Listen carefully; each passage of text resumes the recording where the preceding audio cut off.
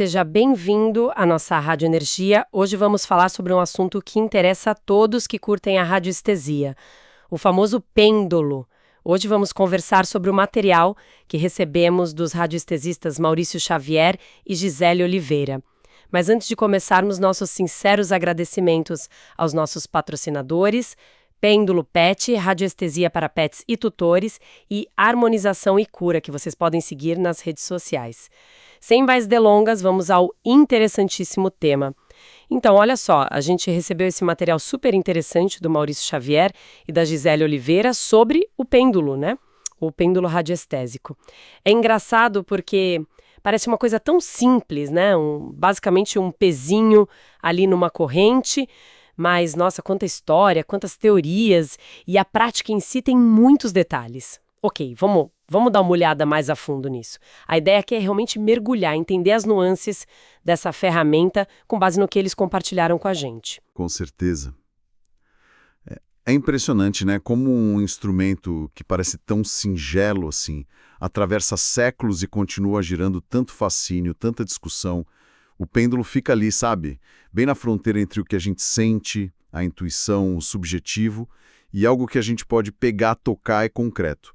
Então, o objetivo aqui hoje é justamente explorar o que essas fontes, o material do Maurício e da Gisele, nos contam sobre a história, como funciona ou como se acredita que funciona, e o uso correto dessa ferramenta tão peculiar.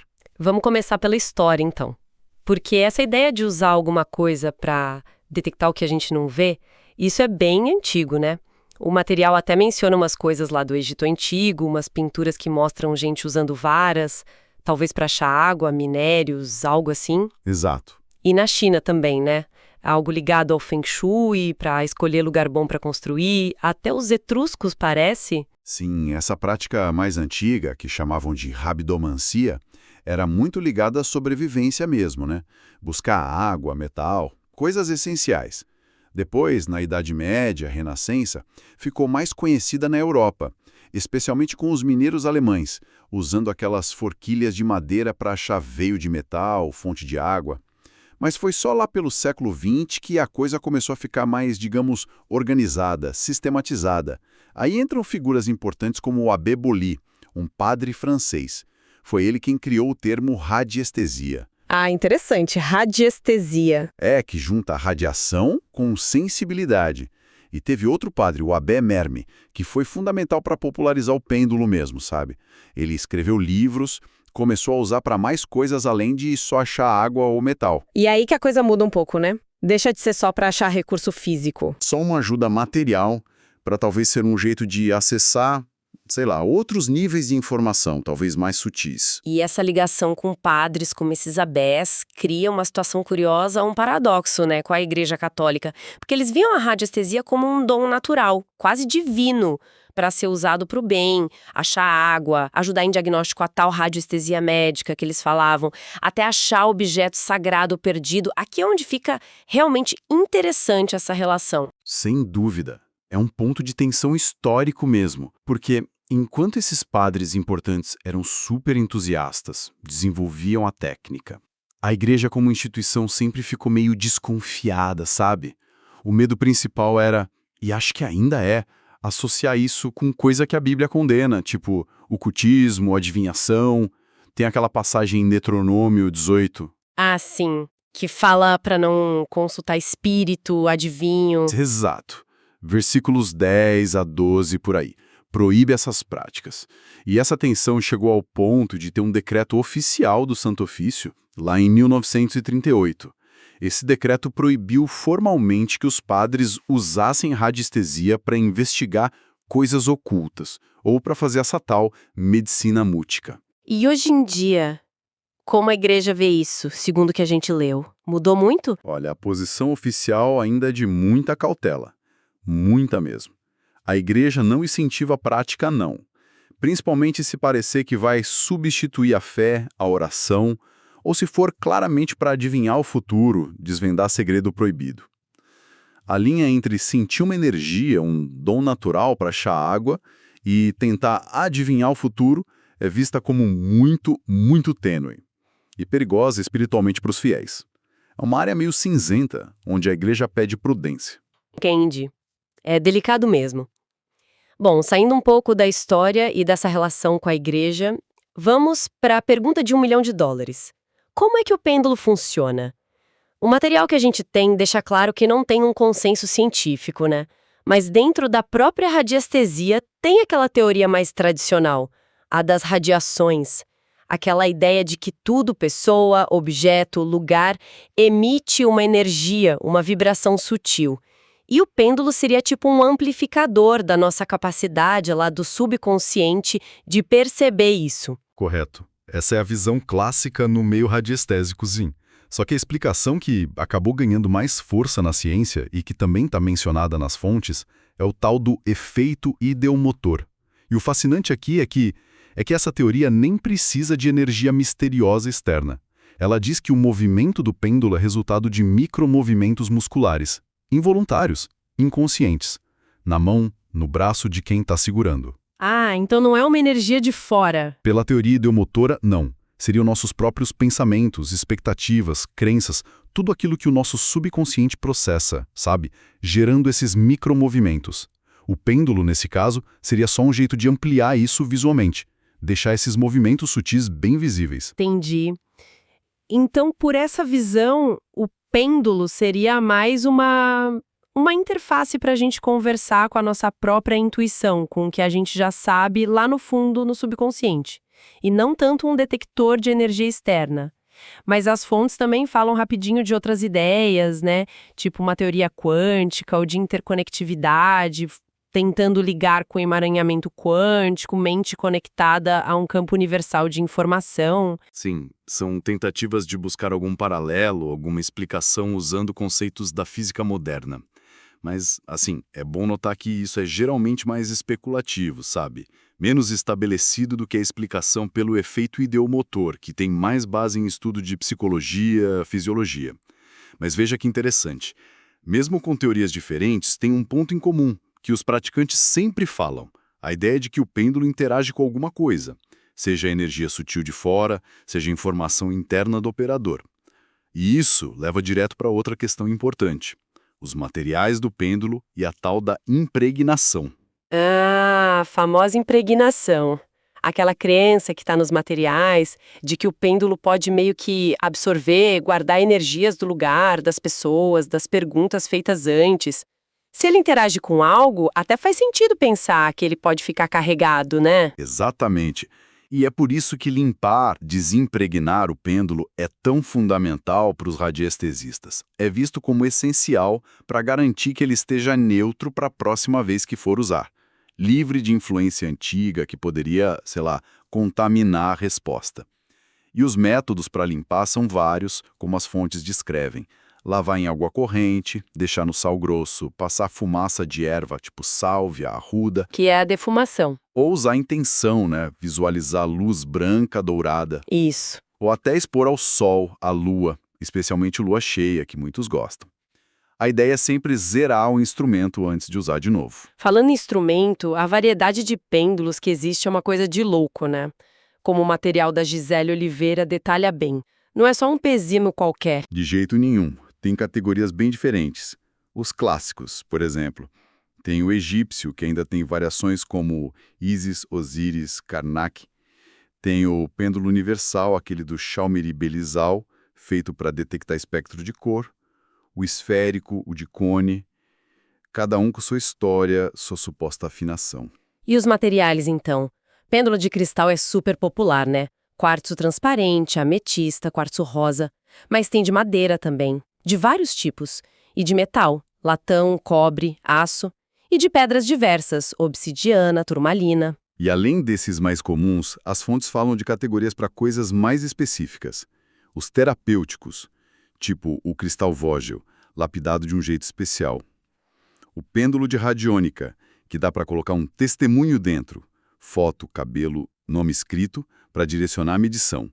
Tem o Atlante, ligado à proteção, o hebreu, que usa umas etiquetas com letra hebraica para emitir energia específica, o de chakra para diagnóstico e equilíbrio dos chakras. Nossa!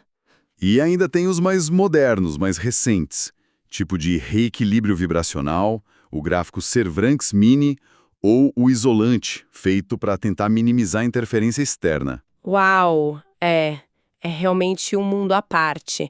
Mas aí vem a pergunta que não quer calar e que a Gisele Oliveira também levanta.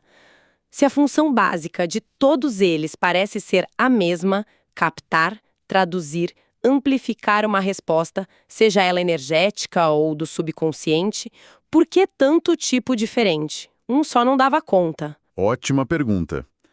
E a resposta, pelo que as fontes indicam, tem várias camadas, sabe? Primeiro, e talvez o mais importante que a Gisele reforça, o pêndulo em si não tem poder mágico nenhum. Ele é visto como uma extensão do radiestesista. Ela até usa uma metáfora legal, um microfone da intuição. Quem capta a informação, ou a energia, na verdade, é o campo bioenergético da pessoa que está usando. O pêndulo só torna isso visível, com o movimento. Ah, entendi. O poder não está no objeto, está na pessoa. O pêndulo só mostra o que a pessoa já percebeu internamente. Exatamente. E partindo daí, a variedade de pêndulos se justifica por algumas razões. Uma delas é a crença de que a radiestesia pode atuar em diferentes níveis, diferentes camadas energéticas. Físico, emocional, mental e espiritual. Acredita-se que materiais e formas diferentes ressoam melhor com essas camadas. Por exemplo, um pêndulo de madeira talvez seja melhor para o físico, para o vital. Um de cristal mais sensível para o emocional, para os chakras. E um egípcio. Um egípcio, pela simbologia, talvez seja preferido para trabalho espiritual, proteção. Universal para harmonizar frequências específicas. E a afinidade pessoal deve contar muito também, imagino. Com certeza. Cada pessoa tem um campo energético único, né? É muito comum um radiestesista experiente dizer que sente uma conexão melhor, que o trabalho flui mais fácil com um certo tipo de pêndulo. Isso seria interpretado como ressonância vibracional. O campo da pessoa combina melhor com aquele material, aquela forma. Então, ter vários pêndulos não é exagero, é ter ferramenta especializada, como ter chaves diferentes para portas diferentes, para fazer um trabalho mais ajustado, mais preciso. Faz todo sentido olhando por esse lado. E as características físicas mesmo, a forma, o material, o peso, também mudam o jeito de usar, né? Com certeza. A forma geométrica, por exemplo, acredita-se que influencia como a energia entra ou sai. O egípcio de Ísis é tido como bom emissor, mais suave. O esférico, mais neutro. O material também é chave. Cristal é bom para captar, limpar, programar. Metal, tipo cobre, latão, é bom para emitir, projetar. Madeira é mais neutra ou ligada ao vital.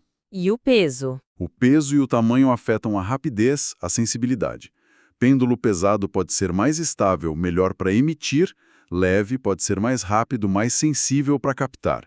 E, por fim, tem a função simbólica, tipo o Atlante para proteção ou o hebreu para purificação com palavras sagradas, que direciona a intenção para um campo específico. Escolher o pêndulo certo parece ser parte do processo. Ok. Então a gente já viu a história, as teorias, os tipos. Agora a gente chega num ponto que talvez seja o mais crítico, o mais desafiador, algo que o material do Maurício Xavier bate muito na tecla: como usar direito, como evitar cair na armadilha da manipulação mental. Aquele famoso wishful thinking, né? A gente querer tanto uma resposta que acaba fazendo o pêndulo dar ela, e não a resposta mais real que ele poderia dar. Então, quais são as chaves para usar corretamente, segundo eles? Esse é, sem dúvida, o ponto mais delicado, onde a disciplina de quem usa é fundamental. As fontes descrevem vários protocolos bem rigorosos para tentar diminuir essa interferência da mente, da emoção. O ponto de partida número 1 é buscar um estado mental neutro. Acalmar a mente, silenciar o falatório interno, tentar chegar num estado de mente vazia, sabe? Sem desejo, sem medo, sem expectativa sobre a resposta. Qualquer emoção forte ligada à pergunta já é vista como um risco enorme de contaminar o resultado. Difícil isso, hein? Mas além da mente neutra, que mais? Segundo, estabelecer uma convenção mental clara. Antes de cada uso, tem que perguntar para o pêndulo: me mostra o movimento para sim, me mostra o movimento para não. E talvez um para neutro. Talvez ou não sei, não posso responder. Essa calibração inicial é crucial e tem que refazer sempre. Terceiro, fazer perguntas precisas. O ideal é pergunta fechada de sim ou não, específica, objetiva, focada no presente ou passado recente. Pergunta vaga, ambígua, hipotética, e se eu, ou sobre o futuro distante, só aumenta o risco da gente projetar o que quer. E usar aqueles gráficos de radiestesia com porcentagem, lista de opções, isso ajuda? Ajuda sim. O uso de gráficos é recomendado porque ajuda a focar a mente e diminuir a influência do desejo. Você concentra a atenção no gráfico, nas opções, e teoricamente se isola um pouco da sua própria expectativa sobre a resposta final. Outra coisa importante é o teste de verificação. De vez em quando, fazer perguntas com resposta que você já sabe. Meu nome é X, estou na cidade Y, para ver se o pêndulo está respondendo certo, de acordo com a convenção daquela hora. Ajuda a calibrar e a ter mais confiança. Ou desconfiança, se não estiver batendo. E a intenção por trás do uso. Isso também falaram que é importante. Fundamental. Muitos radiestesistas experientes, segundo as fontes, começam o trabalho definindo uma intenção de serviço superior. Ou seja, a intenção é buscar resposta só para o bem maior, seja para si ou para outra pessoa, e sempre respeitando o livre-arbítrio. Evitar pergunta por curiosidade boba, egoísmo ou para tentar controlar os outros. Isso é um princípio ético forte. E por último, talvez o mais difícil. Praticar autocrítica sempre. Desconfiar por sistema de resposta que confirma exatamente o que você queria ouvir. Se duvidar da própria neutralidade, anota a resposta e pergunta de novo depois com a mente mais calma. Todo esse cuidado leva direto para aquelas perguntas que todo mundo tem curiosidade, né? O pêndulo pode mesmo prever o futuro? E a clássica? Dá para usar para ganhar na Mega Sena? Olha, as fontes são bem diretas sobre essas limitações aí. Prever o futuro? A resposta geral é não de forma confiável, determinística. O pêndulo, na melhor das hipóteses, acessaria a info do subconsciente, do campo energético do presente ou tendências baseadas nas energias e intenções de agora. Ele pode indicar uma probabilidade, um caminho mais favorável a partir de agora. Mas o futuro é visto como algo fluido que a gente molda com as escolhas. Tentar ler um futuro fixo é ilusório. E mais, perguntas sobre futuro têm muita carga emocional, esperança, medo, o que torna a interferência mental, o wishful thinking, quase certo. E a Mega Sena? É um não direto também. Sim, é um não categórico, e por vários motivos, segundo as fontes. Primeiro, a natureza do evento. Mega Sena é sorteio aleatório, caótico. Não tem ligação com intenção ou energia pessoal de quem aposta. Não teria uma verdade acessível sobre os números. Segundo, e talvez o principal, tem a barreira ética e energética. A radiestesia ética busca o maior bem. Ganhar uma fortuna do nada pode, ironicamente, não ser o maior bem para a pessoa, pode trazer problema, desequilíbrio. Usar a ferramenta para ganância pura iria contra os princípios éticos. Acredita-se que aí o próprio mecanismo energético trava ou dá resposta errada de propósito. Tentar usar para isso só leva à frustração e a desacreditar a ferramenta. Entendido. Então qual seria o jeito certo de usar o pêndulo para ajudar em decisão que vai impactar o futuro inevitavelmente? O foco, segundo as fontes, tem que ser sempre em tomar a melhor decisão agora, no presente, com base na informação e energia disponível agora, para assim construir um futuro mais alinhado com seus objetivos, com seu bem-estar. Então, em vez de perguntar, vou conseguir aquele emprego, a pergunta melhor seria, mandar meu currículo para essa vaga específica está alinhado com meu propósito profissional neste momento? Ou, seguir este caminho profissional tende a abrir portas mais promissoras para o meu crescimento com base no que sinto hoje? O tipo... Ou, esta opção de investimento é a mais segura para a minha situação atual? Iniciar essa parceria parece confiável com base nas energias que percebo agora? Isso levanta uma questão importante. A ferramenta serve para clarear o presente e guiar a ação, não para adivinhar um futuro de forma passiva. Fazendo um resumão da nossa conversa, então, o pêndulo é essa ferramenta fascinante, né? Com história longa, complexa, Desde o uso prático lá atrás, passando por debate com a igreja, até as diferentes teorias para explicar como funciona a energia sutil, o efeito idiomotor. Vimos a variedade incrível de tipos, como cada um pode ter um uso ou ressoar melhor com cada pessoa, mas o ponto que ficou mais forte, que o Maurício Xavier e a Gisele Oliveira reforçam muito, é a necessidade total de rigor no uso. Mente neutra, intenção ética, pergunta clara. Então, o que tudo isso significa? Parece que a grande lição é que a validade, a eficácia do pêndulo depende muito mais da disciplina, da intenção, da autoconsciência de quem usa do que do pêndulo em si. Exatamente. A responsabilidade é toda de quem maneja. E talvez a reflexão final que a gente pode deixar pensando em tudo isso seja a seguinte: não importa muito qual teoria a gente prefere para explicar o fenômeno. Se é o efeito idiomotor acessando o nosso subconsciente imenso ou se é uma sensibilidade real a energias sutis. No fundo, essa ferramenta tão simples convida a gente para uma jornada de autoconhecimento. Ela nos força a encarar nossas intenções, medos, desejos, nossa capacidade de ser neutro e honesto com a gente mesmo. Talvez o maior valor do pêndulo não esteja tanto nas respostas que ele parece dar, mas nas perguntas que ele nos desafia a fazer. Sobre nós mesmos, nossas escolhas, sobre a natureza da nossa percepção, da nossa intuição. No fim das contas, o que será que a nossa própria sabedoria interna, amplificada ou não por um instrumento, está tentando nos dizer todo dia, se a gente parar para ouvir com atenção e neutralidade, né?